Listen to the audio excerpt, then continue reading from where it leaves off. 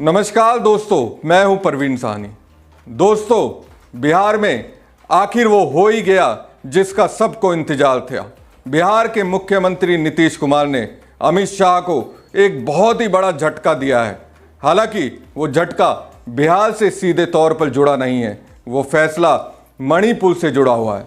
एक तरह से नीतीश कुमार अब कांग्रेस नेता राहुल गांधी और कांग्रेस सांसद प्रियंका गांधी, कांग्रेस अध्यक्ष मल्लिकार्जुन खड़गे समेत पूरी कांग्रेस और इंडिया गठबंधन में शामिल पार्टियों की भाषा बोलने लगे हैं और एक तरीके से परोक्ष समर्थन कांग्रेस को दे दिया है। खबर यही है, जेडीयू ने बीजेपी से अपना समर्थन वापस ले लिया है, यानी नीतीश कुमार ने पहल कर दी है।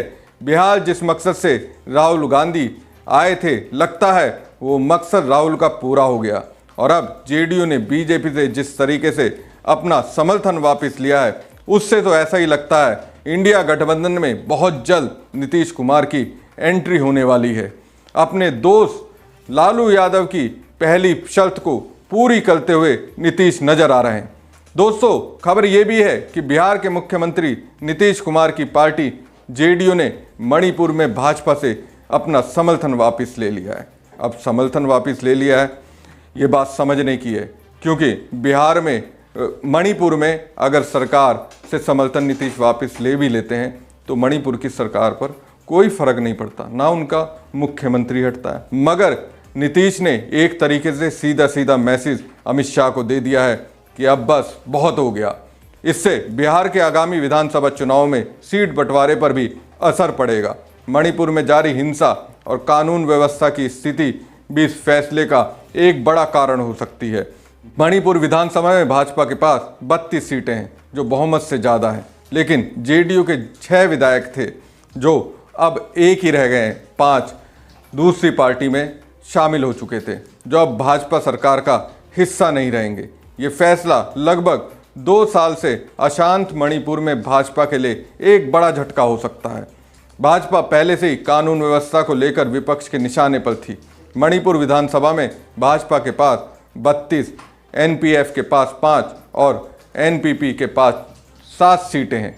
जेडीयू को पिछले विधानसभा चुनाव में अप्रत्याशित रूप से 6 सीटें मिली थी। कांग्रेस के पास 5 और केपीए के पास 2 सीटें हैं। जेडीयू के समर्थन वापस लेने से भाजपा सरकार तत्काल कोई खतरा नहीं है, मतलब मुख्यमंत्री नहीं हट सकते नीतीश ने। मगर ये फैसला क्यों लिया, ये सोचने वाली बात है। कहीं अमित शाह और मोदी को ये मैसेज तो नहीं है कि अब मैं आपकी बैसाखी हटाने वाला हूं केंद्र में, आप संभल जाइए, नहीं तो अभी बहुत हो चुका। मेरे चुप रहने की एक जो लिमिट थी वो अब ख़त्म हो चुकी है बिहार में। लेकिन इस फैसले के दूरगामी परिणाम हो सकते हैं, खासकर दिल्ली और पटना में इसके राजनीतिक मायने निकाले जा रहे हैं। ये देखना दिलचस्प होगा कि बिहार चुनाव में जेडीयू और भाजपा का गठबंधन रहता है या नहीं। ये फैसला दोनों दलों के लिए भविष्य के लिए महत्वपूर्ण होगा। मणिपुर में बीरेंद्र सिंह भाजपा के मुख्यमंत्री हैं, उन पर हिंसा को नियंत्रित ना कर पाने के आरोप लगते रहे हैं। हालांकि उन्होंने मीडिया के सामने आकर माफ़ी भी मांग ली है, फिर भी विपक्ष लगातार उनकी इस्तीफे की मांग कर रहा है, लेकिन भाजपा ने उन्हें मुख्यमंत्री पद पर बनाए रखा है। मणिपुर में कुकी और मैतेई समुदाय के बीच लंबे समय से हिंसक झड़पें हो रही हैं। गुवाहाटी हाईकोर्ट के मैतेई समुदाय को आदिवासी इलाकों में बसने की अनुमति देने के फैसले के बाद हिंसा भड़क उठी थी। राज्य के करीब 3/4 गैर शहरी इलाकों में कुकी समुदाय के लोग रहते हैं। मैतेई समुदाय के आबादी मुख्य रूप से राजधानी इम्फाल और उसके आसपास के इलाकों में केंद्रित है। अब जेडीयू का ये कदम बिहार की राजनीति में हलचल पैदा करने वाला है। सबसे ज़्यादा हलचल तो दिल्ली में नीतीश ने पैदा कर दी है। दिल्ली बीजेपी में हलचल मची हुई है। अमित शाह, मोदी समझ नहीं पा रहे कि नीतीश को कैसे मनाया जाए। नीतीश की पार्टी जेडीयू की जिस बैसाखी पर केंद्र की सरकार टिकी हुई है, वो बैसाखी हटने के पूरे आसार हैं। नीतीश ने इसकी शुरुआत मणिपुर से कर दी है। इस शुरुआत के जरिए नीतीश कुमार ने एक साथ 2 संदेश दिए हैं। पहला संदेश तो लालू यादव और राहुल गांधी को भेजा है, जिस मणिपुर को लेकर राहुल गांधी समेत विपक्ष सरकार पर हमलावर थी, उसी मणिपुर को आधार मानकर नीतीश कुमार ने सीधी सी बात कही।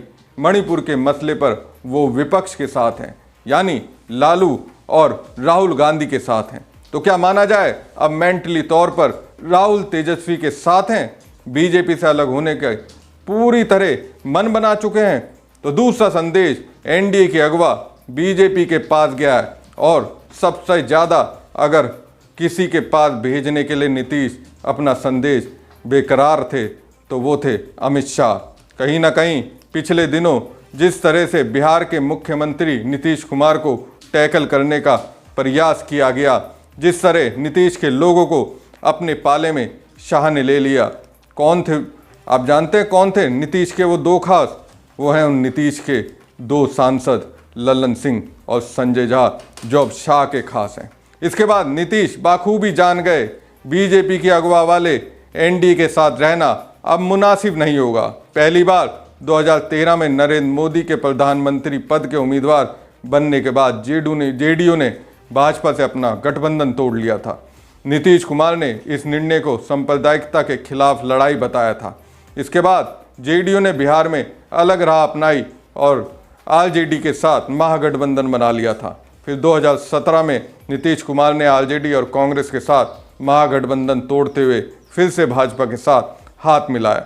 इसे बिहार की राजनीति में बड़ा घटनाक्रम माना गया था। भाजपा और जेडीयू ने मिलकर सरकार बनाई और नीतीश कुमार मुख्यमंत्री बने। हालांकि अगस्त 2022 में जेडीयू ने एक बार फिर भाजपा से गठबंधन तोड़ दिया। नीतीश कुमार ने इसे भाजपा की साजिश और दबाव की राजनीति बताया। इसके बाद जेडीयू ने आरजेडी, कांग्रेस और अन्य दलों के साथ मिलकर महागठबंधन सरकार बनाई। बिहार की राजनीति में भाजपा और जेडीयू का गठबंधन कई बार बना और टूटा। हालांकि अभी बिहार में भाजपा और जेडीयू का गठबंधन वाली सरकार चल रही है। बहरहाल दोस्तों, ये देखने वाली बात होगी कि आने वाले समय में नीतीश कुमार और भाजपा के रिश्ते कैसे रहते हैं। लेकिन इतना तो दिख रहा है, मणिपुर की हिंसा पर का असर अब बिहार की राजनीति पर भी दिखने लगा है। क्या ये गठबंधन टूटेगा या फिर कोई नया समीकरण बनेगा, ये तो समय ही बताएगा। लेकिन ये तय है, आने वाले दिनों में बिहार की राजनीति में बड़ी उठापटक देखने को मिलेगी। देश की राजनीति में ये एक महत्वपूर्ण मोड़ साबित हो सकता है। अभी के लिए दोस्तों बस इतना ही। हमें दीजिए इजाज़त। हमारे पेज को ज़्यादा से ज़्यादा लाइक और शेयर कीजिए। शुक्रिया।